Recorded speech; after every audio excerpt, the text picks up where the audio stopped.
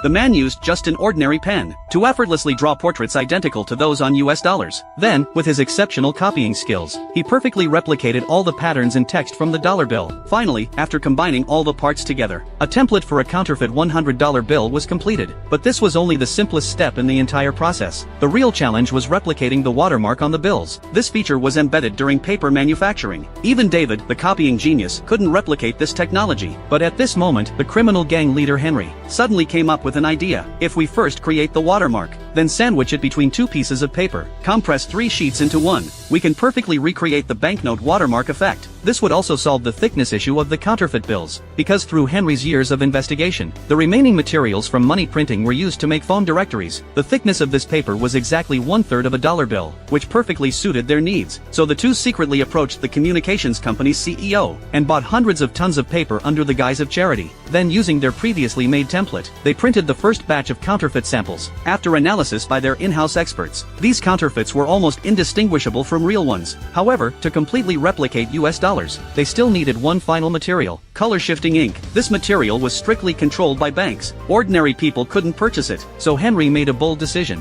He first parked a tractor in the middle of the road, forcing the ink transport convoy to stop. Then he used himself as bait, engaging in direct fire with the security guards. Meanwhile, the snipers lying in ambush were in position, and quickly took down all guards from the side. The counterfeit gang successfully seized the color-shifting ink, to leave no evidence behind. Henry specifically planted a bomb on the transport vehicle before leaving. With a huge explosion, the entire convoy was instantly engulfed in flames. Back at their base, all printing machines began running day and night printing counterfeit money. Before long, they finally produced counterfeits that looked even more genuine than real bills. But David couldn't feel happy about it, because they would eventually run out of ink. He realized they needed to find a solution quickly. So while David flew around the world with Henry, trading counterfeit money, he continuously experimented with various ink color combinations, until during one transaction with a gang, David was surprised to discover that on the gang leader's car was color-shifting paint very similar to that used on US dollars.